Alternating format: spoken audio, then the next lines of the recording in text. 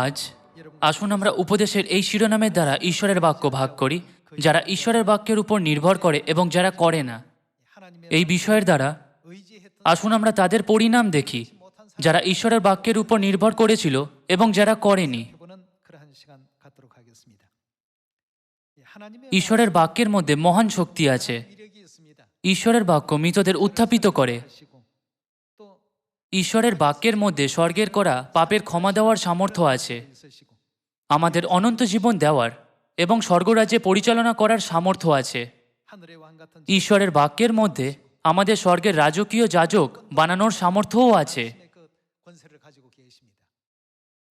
যদিও আমরা জানি যে ঈশ্বরের মহান সামর্থ্য আছে, তবু আমরা সন্দেহ করে হয়তো জিজ্ঞাসা করতে পারি, ঈশ্বর এত ক্ষমতাশালী যে তিনি তার বাক্যের দ্বারা স্বর্গ এবং পৃথিবী সৃষ্টি করেছেন। তাহলে ঈশ্বরের পক্ষে এটা করা কি সহজ নয় যে লোকেরা তার বাক্য শোনে, অনুতাপ করে এবং তৎক্ষণাৎ তার কাছে ফিরে আসে? যদি ঈশ্বরের এরকম সামর্থ্য থাকে, তাহলে কেন তিনি আমাদের সুসমাচার কাজ করার নির্দেশ দিয়েছেন? ঈশ্বর ইতিমধ্যেই আমাদের সমস্ত প্রশ্নের উত্তর দিয়েছেন যে কেন তিনি আমাদের সুসমাচার কাজে অংশ নিতে দিয়েছেন। এই কারণে নয় যে তিনি ক্ষমতাহীন, বরং এর কারণ তার মধ্যে ঈশ্বরের নির্দিষ্ট ইচ্ছা আছে। যদি আমরা এই বিষয়ে সম্পূর্ণভাবে বুঝি, তাহলে আমরা কখনো ঈশ্বরের বাক্যের অবাধ্য হব না। সুসমাচার প্রচার শুধুমাত্র তাদের দ্বারা সম্পূর্ণ হতে পারে যারা ঈশ্বরের ইচ্ছা অনুভব করে। ঈশ্বর ইসরায়েলেদের মরুভূমির মধ্যে দিয়ে না নিয়ে গিয়ে, যেখানে তারা 40 বছর ধরে সমস্ত রকম কষ্টের অভিজ্ঞতা লাভ করেছিল, তিনি তাদের সহজ ও সরল পথে নিয়ে যাওয়ার দ্বারা কনান দেশে প্রবেশ করার অনুমতি দিতে পারতেন। আপনাদের কি মনে হয় কেন ঈশ্বর তাদের এরকম পরিস্থিতির মধ্যে দিয়ে নিয়ে গেছিল? ভাই ও বোনেরা, শুধুমাত্র বাক্য দ্বারা ঈশ্বর পৃথিবী, সমুদ্র, আকাশের পাখি এবং সমস্ত প্রকার গাছ সৃষ্টি করেছিলেন। ঈশ্বর এমনকি সমুদ্রকে বিভাজিত করেছিলেন। আপনারা কি বিশ্বাস করেন যে ঈশ্বর এই সমস্ত কিছু করেছেন? ঈশ্বর আকাশ ও পৃথিবী সৃষ্টি করেছিলেন, যার অস্তিত্ব ছিল না। তাহলে তার জন্য তার সৃষ্টি করা লোকেদের একত্র করা কতই না সহজ হবে। তাহলে আপনাদের কি মনে হয় না যে আমাদের দ্বারা ঈশ্বরের সুসমাচারের কাজ সম্পূর্ণ করার অবশ্যই কারণ আছে? ঈশ্বর বলেছেন, সুসমাচার প্রচার করো, কিন্তু সুসমাচার প্রচার করার সময় তোমরা অনেক কষ্ট ও অত্যাচারের মধ্য দিয়ে যাবে। এমন কোনো পিতামাতা আছে কি যারা তাদের প্রিয় সন্তানদের অত্যাচার ও কষ্টের মধ্যে দিয়ে যেতে দেখতে চান?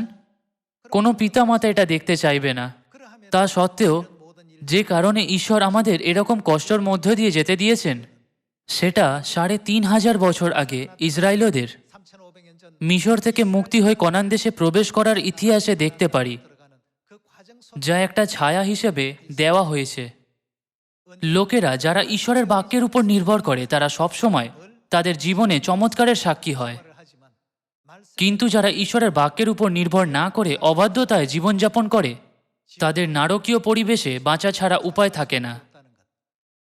এরকম লোকেরা সত্যে থাকতে পারে না, কিন্তু শেষে ইসরায়েলীয়দের মতো নাশ হয়ে যায়। তাদের চারপাশের অনেক প্রলোভন ও বিভ্রান্তির কারণে মিশর থেকে মুক্তির পর ইসরায়েলেরা ঈশ্বরকে এবং তাদের আসল উদ্দেশ্য ভুলে গিয়েছিল। আমাদের মনে রাখা দরকার যে যারা এরকম মূর্খভাবে আচরণ করে, তারা ঈশ্বরকে ছেড়ে দেবে। কোনো কিছু সম্পূর্ণ করতে ঈশ্বরের 1 সেকেন্ড বা 1 মিনিটেরও কম সময় লাগে। কিন্তু একটা কারণ আছে কেন ঈশ্বর অপেক্ষা করছেন এবং কেন ঈশ্বর এত ধৈর্যের সাথে অপেক্ষা করছেন। আজ আসুন আমরা বাইবেলের বাক্য দ্বারা সেই কারণ খুঁজে দেখি। সবার প্রথমে আসুন ঈশ্বরের বাক্যের সামর্থ্য নিশ্চিত করি। আসুন আদিপুস্তক 1 অধ্যায় 1 পদ দেখি। আদিতে ঈশ্বর আকাশমণ্ডল ও পৃথিবী সৃষ্টি করিলেন। পৃথিবী ঘোর ও শূন্য ছিল এবং অন্ধকার জলধির উপরে ছিল, আর ঈশ্বরের আত্মা জলের উপরে অবস্থিতি করিতেছিলেন। পরে ঈশ্বর কহিলেন, দীপ্তি হোক, তাহাতে দীপ্তি হইল। তখন ঈশ্বর দীপ্তি উত্তম দেখিলেন, এবং ঈশ্বর অন্ধকার হইতে দীপ্তি পৃথক করিলেন। আর ঈশ্বর দীপ্তির নাম দিবস ও অন্ধকারের নাম রাত্রি রাখিলেন। আর সন্ধ্যা ও প্রাপ্তকাল হইলে প্রথম দিবস হইল। পরে ঈশ্বর কহিলেন, জলের মধ্যে বিতান হোক, ও জলকে 2 ভাগে পৃথক করুক। ঈশ্বর এইরূপে বিতান করিয়া বিতানের ঊর্ধ্বস্থিত জল হইতে বিতানের অধ্যস্থিত জল পৃথক করিলেন, তাহাতে সেই রূপ হইল। পরে ঈশ্বর বিতানের নাম আকাশমণ্ডল রাখিলেন, আর সন্ধ্যা ও প্রাপ্তকাল হইলে দ্বিতীয় দিবস হইল। এখানে আমরা অত্যন্ত গুরুত্বপূর্ণ কিছু অনুভব করতে পারি। তার সৃষ্টির কাজে ঈশ্বর কোন উপকরণ ব্যবহার করেছিলেন? এটা ছিল তার বাক্য। ঈশ্বর যেমন বলেছিলেন সমস্ত কিছু তেমনই হয়েছিল। যদি ঈশ্বর বলেন, স্বর্গদূত আমাদের স্বর্গীয় পরিবারের সমস্ত সদস্যদের একত্র করো, এমনকি সবথেকে ছোট জনকেও, এই জায়গায় ভিড় জমে যাবে, এটা তৎক্ষণাৎ হয়ে যাবে। ঈশ্বর এক মুহূর্তেই সিওনের সকল সন্তানদের, এমনকি সবথেকে ছোটকেও খুঁজতে পারেন। ঈশ্বর এক মুহূর্তেই সমস্ত দুষ্টদের পরাজিত করতে পারেন। মতির সুসমাচার 13 অধ্যায়, যখন দাসেরা মালিককে জিজ্ঞাসা করেছিল, প্রভু আপনি কি চান আমরা গিয়ে শ্যামা ঘাস উপড়ে ফেলি? তিনি উত্তর দিয়েছিলেন, শস্য ছেদনের সময় পর্যন্ত গম ও শ্যামা ঘাসকে একসাথে বাড়তে দাও। আপনাদের কি মনে হয় ঈশ্বর কেন আমাদের এরকম কঠিন পরিবেশে বেড়ে উঠতে দিয়েছেন? এর মধ্যে আমাদের ঈশ্বরের ইচ্ছা খোঁজা উচিত। আমাদের মনে রাখা উচিত যে এই জগতের যা কিছু ঈশ্বর সৃষ্টি করেছেন তার মধ্যে তার উদ্দেশ্য ও ইচ্ছা আছে। আদিপুস্তক 1 অধ্যায়ের সৃষ্টির ইতিহাস দেখে আমরা সহজেই বুঝতে পারি যে ঈশ্বরের বাক্য কত শক্তিশালী। মানুষের শক্তি কি আকাশ সৃষ্টি করতে পারে? না। মানুষের শক্তি কি পৃথিবী সৃষ্টি করতে পারে? না। কিন্তু কোনো কিছু উপকরণ ছাড়াই শুধু তার বাক্য দ্বারা ঈশ্বরের আকাশ ও পৃথিবী সৃষ্টি করার সামর্থ্য আছে। ভাই ও বোনেরা, উদ্ধারের কাজও একদিনে সম্পূর্ণ হতে পারে। যদি ঈশ্বর বলেন এটা একদিনে সম্পূর্ণ হয়ে যাবে, বা 1 সেকেন্ডে হতে পারে যদি ঈশ্বর বলেন এটা 1 সেকেন্ডে হয়ে যাবে। আমরা সর্বশক্তিমান ঈশ্বরকে বিশ্বাস করি, যার এরকম চমৎকার ক্ষমতা আছে। আসুন 2 পিতর 3 অধ্যায় 5 পদে যাই। বস্তুত সেই লোকেরা ইচ্ছাপূর্বক ইহা ভুলিয়া যায় যে আকাশমণ্ডল এবং জল হইতে ও জল দ্বারা স্থিতিপ্রাপ্ত পৃথিবী ঈশ্বরের বাক্যের গুণে প্রাকাল্যে ছিল। যারা ঈশ্বরের ইচ্ছা পালন করে না এবং অবাধ্য হয়, তারা জেনে বুঝেই ভুলে যায় যে সমস্ত কিছু ঈশ্বরের বাক্য দ্বারা সৃষ্টি হয়েছিল।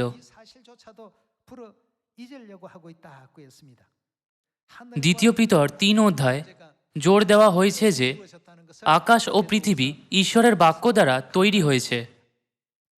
সমস্ত বাইবেলে ঈশ্বরের বাক্যের সামর্থ্য ধাঁধার টুকরোর মতো ছড়িয়ে আছে, কিন্তু যখন আমরা সেগুলি একসাথে করি আমরা বুঝতে পারি যে যেভাবে পৃথিবী ও আমাদের পরিবেশ ঈশ্বরের বাক্যের দ্বারা সৃষ্টি হয়েছে, সেভাবে ঈশ্বরের বাক্যের মধ্যে মহান শক্তি আছে, কারণ সবকিছু তার বাক্য অনুসারে সম্পূর্ণ হতে পারে।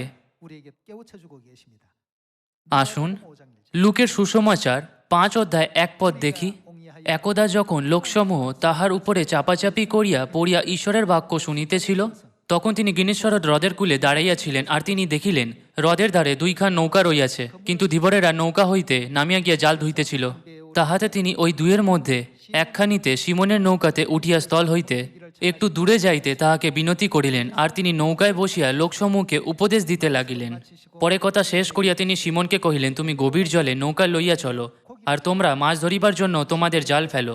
সিমন উত্তর করিলেন, হে নাথ, আমরা সমস্ত রাত্রি পরিশ্রম করিয়া কিছু পাই নাই, কিন্তু কি কারণে? আপনার কথায় আমি জাল ফেলিব। তাহারা সেই রূপ করিলে মাছের বড় ঝাঁক ধরা পড়িল ও তাহাদের জাল ছিঁড়িতে লাগিল। যারা ঈশ্বরের বাক্যের উপর নির্ভর করে তারা এইভাবে চমৎকার অভিজ্ঞতা পেতে পারে।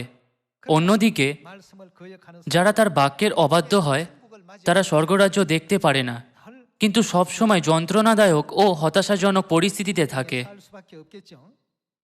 আসুন 6 পদ দেখি। তাহারা সেই রূপ করিলে মাছের বড় ঝাঁক ধরা পড়িল ও তাহাদের জাল ছিঁড়িতে লাগিল। 7 পদ বলে, তাহারা আসিয়া 2 খান নৌকা এমন পূর্ণ করিলেন যে নৌকা 2 খানি ডুবিতে লাগিল।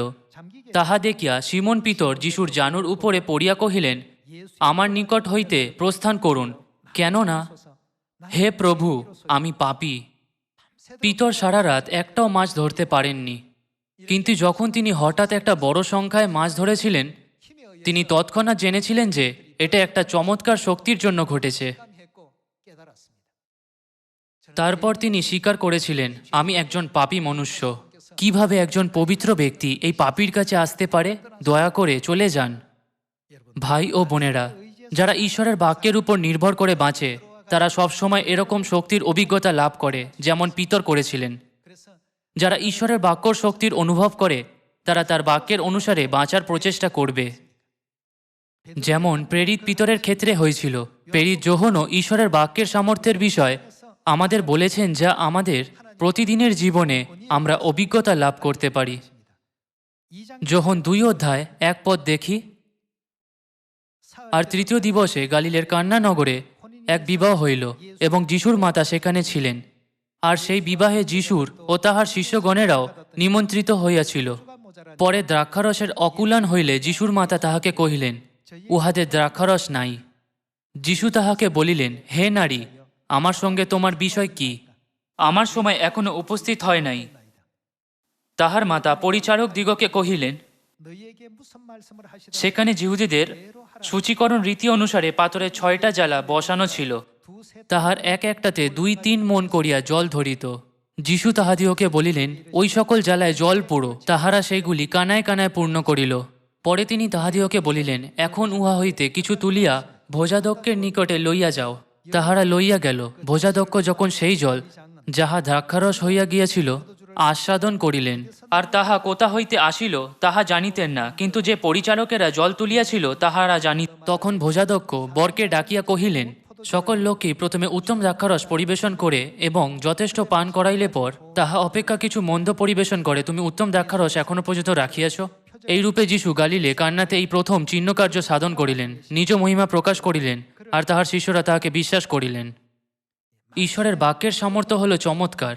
যখন তারা জ্বালায় শুধু জল ভরে দিয়েছিল যেমন তিনি বলেছিলেন, তখন ভোজাদক্ষ তার স্বাদে আশ্চর্য হয়েছিল, কারণ এটা উত্তম দ্রাক্ষারস ছিল।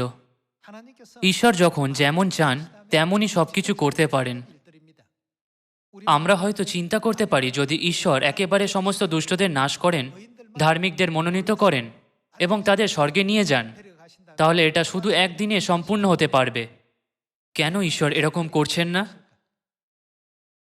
আসুন আদিপুস্তক 22 অধ্যায় 1 পদে যাই। এই সকল ঘটনার পরে ঈশ্বর আব্রাহামের পরীক্ষা করিলেন।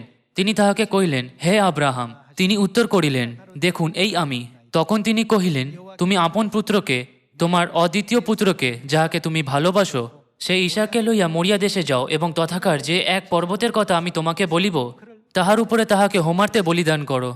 এমনকি সেই পরিস্থিতিতে যেখানে ঈশ্বর আব্রাহামকে তার পুত্রকে বলি করার জন্য আজ্ঞা দিয়েছিলেন, তিনি সবসময় ঈশ্বরের বাক্যের শক্তি স্মরণ করেছিলেন। আব্রাহাম চিন্তা করেছিলেন, যেমন ঈশ্বর প্রতিজ্ঞা করেছেন, আমি আকাশের তারার মতো তোমার বংশ করব, আমার পুত্র ঈশাককে হোমবলি করে উৎসর্গ করার আজ্ঞার মধ্যে নিশ্চয় তার ইচ্ছা আছে। যখন আব্রাহাম তার পুত্রকে মরিয়া পর্বতে নিয়ে গেছিলেন এবং তাকে হোমবলি করে উৎসর্গ করতে যাচ্ছিলেন, ঈশ্বর আব্রাহামের বিশ্বাস দেখেছিলেন। বিশ্বাস শুধু আমাদের মুখ ও ঠোঁটে বলা নয় যে, ঈশ্বর আমি আপনাকে প্রেম করি, কিন্তু বিশ্বাস হলো ঈশ্বরের আজ্ঞার বাধ্য হয়ে অসম্ভব জিনিসকেও করা। ঈশ্বর আমাদের হৃদয়কে দেখেন। এই কারণে আব্রাহামকে বিশ্বাসের পিতা এই মহান উপাধি দেওয়া হয়েছিল। ভাই ও বোনেরা, যারা ঈশ্বরের বাক্যের উপর নির্ভর করে তারা সবসময় এরকম আশ্চর্য চমৎকার ও আশীর্বাদ পাবে। ঈশ্বরের বাক্যের মধ্যে মৃতকে আবার জীবিত করার সামর্থ্য ও শক্তি আছে। অনন্ত ক্ষমার, অযোগ্য পাপীদের পাপের ক্ষমা পাওয়ার জন্য, তাদের অমর সত্তায় পরিবর্তন করার জন্য এবং তাদের স্বর্গে ফিরে যাওয়ার জন্য সমস্ত চমৎকার পথ সৃষ্টি করেছেন, যেখানে যাওয়া একসময় তাদের জন্য নিষিদ্ধ ছিল। যখন আমরা এটা মনে রাখব, তখন আমরা আব্রাহাম, পিতর এবং বিশ্বাসের সমস্ত পূর্বপুরুষদের মতো এরকম মহিমাময় জীবনযাপন করতে সক্ষম হব। আসুন আদিপুস্তক 6 অধ্যায়ে যাই। আদিপুস্তক 6 অধ্যায় 13 পদ। তখন ঈশ্বর নোহকে কহিলেন, আমার গোচরে সকল প্রাণীর অন্তিমকাল উপস্থিত, কেননা তাহাদের দ্বারা পৃথিবী দৌরাত্মে পরিপূর্ণ হইয়াছে। আর দেখো, আমি পৃথিবীর সহিত তাহাদিগকে বিনষ্ট করিব। তুমি গোফর কাষ্ঠ দ্বারা এক জাহাজ নির্মাণ করো। সেই জাহাজের মধ্যে কুঠরি নির্মাণ করিবে ও তাহার ভিতরে ও বাহিরে ধূনা দিয়া লেপন করিবে। এই প্রকারে তাহা নির্মাণ করিবে। জাহাজ দীর্ঘে 300 হাত, প্রস্থে 50 হাত ও উচ্চতায় 30 হাত হইবে। আর তাহার ছাদের 1 হাত নিচে বাতায়ন প্রস্তুত করিয়া রাখিবে। ঈশ্বর নোহকে এই আজ্ঞা দিয়েছিলেন। আসুন 22 পদ দেখি। তাহাতে নোহ সেইরূপ করিলেন, ঈশ্বরের আজ্ঞা অনুসারে সকল কর্ম করিলেন। যে কোনো যুগে যারা ঈশ্বরের বাক্যের উপর নির্ভর করে বাঁচে, তারা সবসময় চমৎকারের অভিজ্ঞতা লাভ করে। মরিয়া পর্বতে আব্রাহামও আশ্চর্য ও অনুগ্রহময় অভিজ্ঞতা লাভ করেছিলেন। তারপর মরিয়া পর্বত কি জেরুসালেম মন্দিরের স্থান হয়নি? সেই জায়গা যেখানে আব্রাহামকে ইসাকে বলি করতে আদেশ দেওয়া হয়েছিল, সেটা সেই জায়গা ছিল যেখানে যাজকরা মেষ বলি করত এবং প্রার্থনার সময় অনুসারে প্রতিদিন হোম বলি উৎসর্গ করত। যেখানে জেরুসালেম শহরে ঈশ্বরের আরাধনা স্থান প্রস্তুত করা হয়েছিল, যদিও মনে হয় যে কোনো নির্দিষ্ট কারণ ছাড়াই ঈশ্বর আব্রাহামকে সেটা করতে বলেছিলেন, এর মধ্যে একটা উদ্দেশ্য এবং ইচ্ছা ছিল।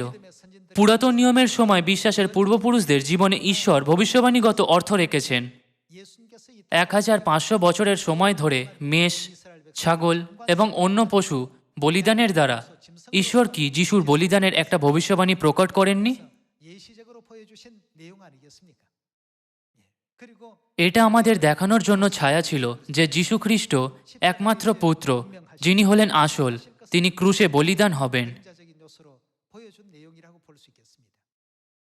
আমরা যাই করি না কেন আমাদের ঈশ্বরের বাক্যের উপর নির্ভর করা উচিত এবং কখনো ভুলে যাওয়া উচিত নয় যে ঈশ্বরের বাক্য কত শক্তিশালী। আমরা যত বেশি ঈশ্বরের বাক্যের বাধ্য হব, তত চমৎকার দেখতে পাব এবং এমনকি তার অদৃশ্য ও চমৎকার দূরদর্শিতায় অংশগ্রহণ করব। আসুন জিরোমীয় 21:8 পদ দেখি। আর তুমি এই লোকদিগকে বলো, সদাপ্রভু এই কথা কহেন, দেখো তোমাদের সম্মুখে আমি জীবনের পথ ও মৃত্যুর পথ রাখিতেছি। আমাদের সামনে সবসময় দুটি পথ আছে, জীবনের পথ এবং মৃত্যুর পথ। আমাদের চোখে ডান দিকের পথকে জীবনের পথ বলে মনে হতে পারে এবং বাঁ দিকের পথকে মৃত্যুর পথ মনে হতে পারে, কিন্তু বাইবেল বলে যে ঈশ্বরের চিন্তা আমাদের চিন্তা নয়। আমাদের কি ঈশ্বরের নির্দেশনা পালন করা উচিত নয়, যিনি হলেন শেষ পর্যন্ত জীবনের উৎস? শেষ পর্যন্ত ঈশ্বরের বাক্যের আজ্ঞাকারী হওয়ার জন্য আমাদের ঈশ্বরের বাক্যের শক্তি অনুভব করতে সক্ষম হওয়া উচিত। আসুন আমরা যিশয় 55:8 পদে দেখি যে ঈশ্বর কি বলেছেন। কারণ সদাপ্রভু কহেন, আমার সংকল্প সকল ও তোমার সংকল্প সকল এক নয়, এবং তোমাদের পথ সকল ও আমার পথ সকল এক নয়। কারণ ভূতলস্থ হইতে আকাশমণ্ডল যত উচ্চ, তোমার পথ হইতে আমার পথ ও তোমার সংকল্প হইতে আমার সংকল্প তত উচ্চ। বাস্তবিক যেমন বৃষ্টি বা হিম আকাশ হইতে নামিয়া আইসে আর সেখানে ফিরিয়া যায় না, কিন্তু ভূমিকে আর্দ্র করিয়া ফলবতী ও অঙ্কুরিত করে এবং বপনকারীকে বীজ ও ভক্ষককে ভক্ষ দেয়, আমার মুখ নির্গত বাক্য তেমনই হইবে। তাহা নিষ্ফল হইয়া আমার কাছে ফিরিয়া আসিবে না, কিন্তু আমি যাহা ইচ্ছা করি তাহা সম্পূর্ণ করিবে এবং যে জন্য তাহা প্রেরণ করি সে বিষয় সিদ্ধার্থ হইবে। ঈশ্বর বলেছেন, যেমন পৃথিবী থেকে আকাশমণ্ডল উচ্চ, তোমাদের চিন্তা থেকে আমার চিন্তা তত উচ্চ। রাতের আকাশে ছড়িয়ে থাকা তারাদের দিকে দেখুন, পৃথিবীর অবস্থান হল অত্যন্ত তুচ্ছ। ঈশ্বরের চোখে পৃথিবী হল পাল্লাতে লেগে থাকা একটা ধূলিকণার অণুর মতো, কিন্তু আমরা এটাকে সবকিছু মনে করি। তাহলে আমাদের কিসের উপর নির্ভর করা উচিত? ঈশ্বরের বাক্যের উপর। যদি আমাদের চিন্তা ঈশ্বরের চিন্তা থেকে সম্পূর্ণ আলাদা হয়, তাহলে আমাদের ঈশ্বরের চিন্তাকে অনুসরণ করা উচিত। যদি আমাদের মনে হয় যে আমাদের পথকে বেশি ভালো লাগছে, তাহলে কেন ঈশ্বর সুসমাচার সম্পূর্ণ করার জন্য তার সর্বশক্তিমান শক্তি ব্যবহার করছেন না? আসুন দ্বিতীয় বিবরণ 8 অধ্যায় দ্বারা ঈশ্বরের ইচ্ছা খুঁজে দেখি। আসুন দ্বিতীয় বিবরণ 8 অধ্যায় 1 পদ দেখি। অদ্র আমি তোমাদিগকে যে সকল আজ্ঞা দিতেছি, তোমরা যত্নপূর্বক সে সকল পালন করিবে, যেন বাঁচিতে পারো ও বৃদ্ধি পাও, এবং সদাপ্রভু যে দেশের বিষয়ে তোমাদের পিতৃপুরুষদের কাছে দিব্য করিয়াছেন সেই দেশে প্রবেশ করিতে তাহা অধিকার করো। এর মানে কি এটা নয় যে আমাদের ঈশ্বরের বাক্য অনুসারে বাঁচা উচিত? আসুন 2 পদ দেখি। আর তুমি সেই সমস্ত পথ স্মরণে রাখিবে যে পথে তোমার ঈশ্বর সদাপ্রভু তোমাকে এই 40 বছর প্রান্তরে যাত্রা করাইয়াছে, যেন তোমার পরীক্ষা করিবার নিমিত্তে, অর্থাৎ তুমি তাহার আজ্ঞা পালন করিবে কিনা এই বিষয়ে তোমার মনে কি আছে জানিবার নিমিত্তে তোমাকে নত করেন। তিনি তোমাকে নত করিলেন ও তোমাকে ক্ষুধিত করিয়া তোমার অজ্ঞাত ও তোমার পিতৃপুরুষদের অজ্ঞাত মান্না দিয়া প্রতিপালন করিলেন, যেন তিনি তোমাকে জানাইতে পারেন যে মনুষ্য কেবল রুটিতে বাঁচে না, কিন্তু সদাপ্রভুর মুখ হইতে যাহা যাহা নির্গত হয় তাহাতেই মনুষ্য বাঁচে। এই 40 বৎসর তোমার গাত্রে তোমার বস্ত্র জীর্ণ হয় নাই ও তোমার পা ফুলে নাই। আর মনে বুঝিয়া দেখো, মনুষ্য যেমন আপন পুত্রকে শাসন করে, তোমার ঈশ্বর সদাপ্রভু তোমাকে তদ্রূপ শাসন করেন। আর তুমি আপন ঈশ্বর সদাপ্রভুর আজ্ঞা সকল পালন করিয়া তাহার পথে গমন করিবে ও তাহাকে ভয় করিবে, কেননা তোমার ঈশ্বর সদাপ্রভু তোমাকে এক উত্তম দেশে লইয়া যাইতেছেন। সেই দেশে উপত্যকা ও পর্বত হইতে নির্গত জলস্রোত, অনুই ও গভীর জলাশয় আছে।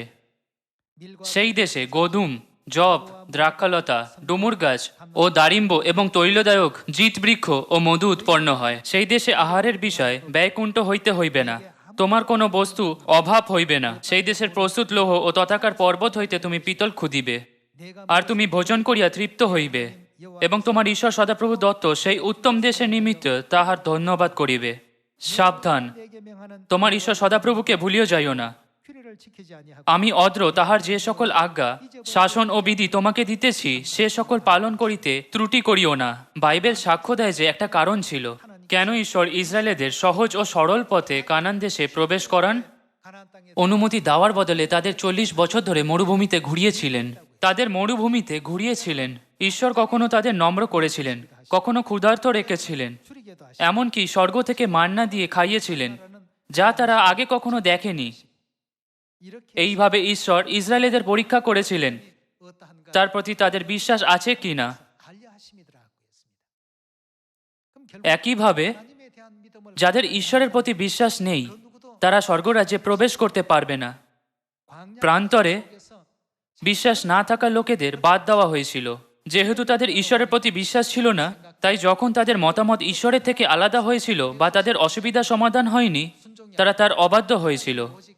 যদিও তারা ঈশ্বরকে বিশ্বাস করার দাবি করেছিল, তারা তাকে তাদের জীবনকে সুবিধাজনক বানানোর একটা উপাদান হিসেবে দেখেছিল। এই সময় আমাদের হৃদয় এই প্রশ্ন গভীরভাবে গেঁথে নেওয়া উচিত যে কেন ইসরায়েলের প্রতি ঈশ্বর এই পরিস্থিতি আসতে দিয়েছিলেন। আপনারা কি লাসারকে জানেন না, যার বিষয়ে যোহন 11 অধ্যায় লেখা আছে? সে কি মারা যায়নি, কিন্তু উঠেছিল এবং কবরের বাইরে জীবিত হেঁটে এসেছিল। লাসারের বোন মার্থা যিশুকে লাসারের কবরে প্রবেশ করতে বাধা দিয়েছিলেন। যিশুকে এই বলে যে, প্রভু, এখন সেখান থেকে দুর্গন্ধ আসছে, যেহেতু এই মৃতদেহ 4 দিন হয়ে গেছে। আমাদের বিষয় আপনাকে এত চিন্তা করার দরকার নেই। যিশুর উত্তর ছিল, যে আমাকে বিশ্বাস করে যদিও সে মরে, সে জীবিত হবে, এবং যে বেঁচে আছে আর আমাকে বিশ্বাস করে সে কখনো মরবে না। তুমি কি বিশ্বাস করো? মার্থার সন্দেহ ছিল, কিন্তু সে উত্তর দিয়েছিলেন, হ্যাঁ প্রভু, যদিও আমি বিশ্বাস করি, তবু আমি কখনো কোনো মৃতকে জীবনে ফিরে আসতে দেখিনি। তাই যিশু তাকে চমৎকারের সাক্ষী হতে দিয়েছিলেন, লাসার, বেরিয়ে এসো। সেই মুহূর্তে লাসার সারা শরীরে কাপড়ের পট্টি বাঁধা অবস্থায় বাইরে বেরিয়ে এসেছিল। কেন ঈশ্বর লাসারের প্রতি এরকম প্রেম দেখিয়েছিলেন? অনেক কুষ্ঠরোগীর মধ্যে কেন ঈশ্বর কিছু জনকে সুস্থ করেছিলেন?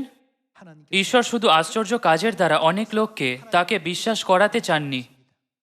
কখনো ঈশ্বর তার লোকেদের নম্র করেন, কখনো তাদের ক্ষুধার্ত রাখেন, তাদের প্রতিকূল পরিস্থিতিতে রাখেন, কিন্তু কখনো কখনো তিনি তাদের অনুকূল পরিস্থিতিতেও রাখেন। এই সমস্ত পদ্ধতির দ্বারা ঈশ্বর সেই লোকেদের খুঁজছেন ও মনোনীত করেছেন, যারা এমনকি শেষ পর্যন্ত ঈশ্বরের প্রতি তাদের বিশ্বাস হারাবে না। আমরা হলাম স্বর্গীয় পাপী। এই পৃথিবীতে আসার পর পাপীদের ঈশ্বরের কাছ থেকে সুবিধা পাওয়া উচিত নয়। উদাহরণস্বরূপ, যদি লোকেরা বিশ্বাস করে যে ঈশ্বর শুধু তাদের সেবা করবেন, এই চিন্তা করে যে আমার জন্য এটা বা ওটা করার জন্য আমার ঈশ্বরকে দরকার, তাহলে তারা ভুল। যদি পাপীদের একা ছেড়ে দেওয়া হতো, তাহলে তারা অনন্ত নরকে যাওয়ার জন্য নিযুক্ত থাকত। ঈশ্বর স্বর্গীয় পাপীদের জন্য এই পৃথিবীতে এসেছিলেন, যারা এরকম শাস্তির যোগ্য, এবং আরও একবার তাদের মুক্তির আশ্চর্য অনুগ্রহ দান করেছেন। ঈশ্বর সমস্ত পাপ ক্ষমা করেছেন যা তারা অতীতে করেছিল। কাদের স্বর্গীয় ঘরে ফিরে যাওয়ার অনুমতি দেওয়া হয়েছে? শুধু সেই লোকেদের যাদের ঈশ্বরের উপর বিশ্বাস আছে। তাহলে বিশ্বাস কি? এটা জানার জন্য ঈশ্বর আমাদের চারপাশের প্রতিদিন বিভিন্ন পরিস্থিতির ঘটার অনুমতি দিয়েছেন। সেই পরিস্থিতিতে ঈশ্বর নিশ্চিত করেন যে আমাদের তার উপর বিশ্বাস আছে কিনা। সলোমন কিভাবে মিথ্যা মাতা থেকে সত্য মাতার পার্থক্য করেছিলেন যখন ডিএনএ পরীক্ষার অস্তিত্ব ছিল না। তিনি সন্তানদের প্রতি সত্য মাতার প্রাকৃতিক প্রেম ও সহানুভূতির দ্বারা মিথ্যা মাতা ও সত্য মাতার মধ্যে পার্থক্য করেছিলেন। এইভাবে তিনি সত্য মাতাকে চিনতে পেরেছিলেন। ঈশ্বর পরীক্ষা করেছেন যে যদিও লোকেরা তাদের মুখে প্রভু প্রভু বলে, তবুও তারা সত্যি ঈশ্বরকে বিশ্বাস করে কিনা। ইসরায়েলরা বলেছিল, আমি ঈশ্বরকে বিশ্বাস করি, আমি বিশ্বাস করি। কিন্তু যখন তাদের কঠিন পরিস্থিতিতে রাখা হয়েছিল তখন তারা কেমন আচরণ করেছিল। যদিও তারা তাকে বিশ্বাস করার এবং তার লোক হওয়ার দাবি করেছিল, তারা ঈশ্বরের দিকে পিঠ ফিরিয়েছিল এবং তার সাথে বিশ্বাসঘাতকতা করেছিল। ইসরায়েলেরা এই বলে অভিযোগ করেছিল, আমরা যখন মিশর দেশে ছিলাম তখন কি ভালো ছিলাম না? কেন আপনি আমাদের এই মরুভূমিতে নিয়ে এসেছেন এবং ক্ষুধায় মেরে ফেলতে চাইছেন? তাদের অনবরত এরকম বলতে শুনে ঈশ্বর দুঃখিত হয়েছিলেন। আরও একবার তিনি তাদের আলাদা করেছিলেন যাদের বিশ্বাস ছিল না। যখন গম ও ভুসি একসাথে থাকে তখন এই দুটোর মধ্যে পার্থক্য করা কঠিন হয়। কিন্তু যখন বাতাস বয় তখন সমস্ত ভুসি উড়ে যাবে, শুধুমাত্র যেটা থেকে যাবে সেটা হলো গম। ঈশ্বর অবশ্যই এই দুটোকে আলাদা করবেন। আসুন দ্বিতীয় বিবরণ 8 অধ্যায় 2 পদ আবার দেখি। আর তুমি সেই সমস্ত পথ স্মরণে রাখিবে যে পথে তোমার ঈশ্বর সদাপ্রভু তোমাকে এই 40 বছর প্রান্তরে যাত্রা করিয়াছেন, যেন তোমার পরীক্ষা করিবার নিমিত্তে, অর্থাৎ তুমি তাহার আজ্ঞা পালন করিবে কিনা এই বিষয়ে তোমার মনে কি আছে জানিবার নিমিত্তে তোমাকে নত করেন। ঈশ্বর তাদের পরীক্ষা করেছিলেন দেখার জন্য যে তারা ঈশ্বরের বাক্যের বাধ্য হবে কিনা এবং তারা ঈশ্বরের বাক্যের উপর বিশ্বাস রাখে কিনা। ইসরায়েলীয়দের বিশ্রাম দিনে সত্য শিক্ষা দেওয়ার জন্য ঈশ্বর 5 দিন ধরে প্রতিদিন তাদের মান্না দিয়েছিলেন, কিন্তু ষষ্ঠ দিনে বিশ্রাম দিনের আগের দিন তাদের দ্বিগুণ দিয়েছিলেন। সপ্তম দিনে বিশ্রাম দিনে স্বর্গ থেকে কোনো মান্না বর্ষণ করেননি। ঈশ্বর ইসরায়েলীয়দের জীবনে সমস্ত পরিস্থিতি সৃষ্টি করেছিলেন যাতে তারা ঈশ্বরের বাক্যর বাধ্য হতে পারে। ঈশ্বর কি তাদেরকে সকলকে প্রান্তরে প্রশিক্ষণ দেননি যাতে তারা কনান দেশে প্রবেশ করার পরেও ঈশ্বরের বিধি, আজ্ঞা ও বিধি ভুলে না যায়? ঈশ্বর সব কিছুই করতে পারেন। যদিও ইসরায়েলেরা 7 বার জিরেহর চারদিকে না ঘুরত, তবু ঈশ্বর সেটা ধ্বংস করতে পারতেন। যদিও মোশি লোহিত সাগরের দিকে তার লাঠি না বাড়াতেন, তবু ঈশ্বর এটা বিভাজিত করতে পারতেন। একইভাবে এমনকি এক মুহূর্তেই ঈশ্বর সেই সমস্ত সমস্যা দূর করে দিতে পারেন যা আমাদের কষ্ট দেয়। কিন্তু যে কারণে তিনি এটা করেন না সেটা হলো তিনি চান আমরা সবসময় তাকে খুঁজি, তার উপর নির্ভর করি এবং তার কাছে প্রার্থনা করি। এর মধ্যে তার গভীর ইচ্ছা আছে আমাদের রাজকীয় যাজক বানানোর জন্য, যখন আমরা স্বর্গরাজ্যে ফিরে যাব। যারা পৃথিবীতে থাকার সময় ঈশ্বরকে বিশ্বাস করে না তারা কখনো স্বর্গরাজ্যে প্রবেশ করতে পারবে না। আসুন ইব্রিয় 3 অধ্যায় 7 পদ দেখি। অতএব পবিত্র আত্মা যেমন বলেন, অদ্র যদি তোমরা তাহার রব শ্রবণ করো, তবে আপন আপন হৃদয় কঠিন করিও না, যেমন সেই বিদ্রোহ স্থানে প্রান্তরের মধ্যে সেই পরীক্ষার দিবসে ঘটিয়াছিল। তথায় তোমাদের পিতৃপুরুষেরা বিচার করিয়া আমার পরীক্ষা লইল এবং 40 বৎসর কাল আমার কার্য দেখিল। এই জন্য আমি এই জাতির প্রতি অসন্তুষ্ট হইলাম আর কহিলাম, ইহারা সর্বদা হৃদয় ভ্রান্ত হয়, আর তাহারা আমার পথ জ্ঞাত হইল না। তখন আমি আপন ক্রোধে এই শপথ করিলাম, ইহারা আমার বিশ্রামে প্রবেশ করিবে না। যেহেতু কনান স্বর্গরাজ্যকে সম্বোধন করে, তাই যারা ঈশ্বরের অবাধ্য হয়, যেহেতু তাদের হৃদয় স্বর্গ থেকে দূরে চলে যায়, তারা স্বর্গে প্রবেশ করতে পারে না। আসুন 12 পদ দেখি। ভাতৃগণ দেখিও, পাছে অবিশ্বাসের এমন মন্দ হৃদয় তোমাদের কাহারও মধ্যে থাকে যে তোমরা জীবন্ত ঈশ্বর হইতে সরিয়া পড়ো, বরং তোমরা দিন দিন পরস্পর চেতনা দেও, যাবৎ অদ্য নামে আখ্যাত সময় থাকে, যেন তোমাদের মধ্যে কেহ পাপের প্রতারণায় কঠিনীভূত না হয়। কেননা আমরা খ্রিস্টের সহভাগী হইয়া যদি আদি হইতে আমাদের নিশ্চয় জ্ঞান শেষ পর্যন্ত দৃঢ় করিয়া ধারণ করি, ফলত উক্ত আছে, অদ্য যদি তোমরা তাহার রব শ্রবণ করো, তবে আপন আপন হৃদয় কঠিন করিও না, যেমন সেই বিদ্রোহ স্থানে। বলো দেখি, কাহারা শুনিয়া বিদ্রোহ করিয়াছিল? মসজিদ দ্বারা মিশর হইতে আনিত সমস্ত লোক কি নয়? কাহাদের প্রতি বা তিনি 40 বছর অসন্তুষ্ট ছিলেন? তাহাদের প্রতি কি নয় যাহারা পাপ করিয়াছিল, যাহাদের সব প্রান্তরে পতিত হইল? তিনি কাহাদের বিরুদ্ধেই বা এই শপথ করিয়াছিলেন যে ইহারা আমার বিশ্রামে প্রবেশ করিবে না? অবাধ্যদের বিরুদ্ধে কি নয়? ইহাতে আমরা দেখিতে পাইতেছি যে কেন তারা প্রবেশ করতে পারেনি। অবিশ্বাস প্রযুক্ত তাহারা প্রবেশ করিতে পারিল না। তাদের অবাধ্যতা হলো সেই চিহ্ন যার দ্বারা আমরা সহজেই তাদের হৃদয়ের অবিশ্বাসকে চিনতে পারি। ইব্রিয় 3:18 বলে, ইহারা আমার বিশ্রামে প্রবেশ করিবে না। অবাধ্যদের বিরুদ্ধে কি নয়, তাহাতে আমরা দেখিতে পাইতেছি যে অবিশ্বাস প্রযুক্তই তাহারা প্রবেশ করিতে পারিল না। ভাই ও বোনেরা, আমাদের প্রতিদিনের জীবনে সর্বশক্তিমান ঈশ্বর অনবরত তাদের পরিবর্তন করছেন। যাদের বিশ্বাস নেই তাদের সত্য বিশ্বাস রাখার জন্য আমাদের সম্মুখীন হওয়া সমস্ত পরিস্থিতিতে মনোযোগ দেওয়ার বদলে আসুন আমরা নিজেদের জিজ্ঞাসা করি, এই পরিস্থিতিতে আমি কিভাবে ঈশ্বরের ইচ্ছার বাধ্য হতে পারি এবং ঈশ্বরের বাক্যের উপর নির্ভর করে জীবন কাটাতে পারি। ভাই ও বোনেরা, আমাদের জীবনের বাকি সময় সব সময় ঈশ্বরের বিষয়ে সচেতন থাকা উচিত এবং সব পরিস্থিতিতে ধন্যবাদ দেওয়া উচিত। আসুন ঈশ্বরকে আরও বেশি জানার জন্য অনুধাবন করি এবং পিতা ও মাতার দূরদর্শিতায় অনুগ্রহপূর্ণভাবে অংশগ্রহণ করি। আশা করি আপনারা এবং আমি ঈশ্বরকে সম্মান করব এবং প্রতিদিন আশীর্বাদ পাব। আমি আজকের উপদেশ সমাপ্ত করি। অনেক ধন্যবাদ।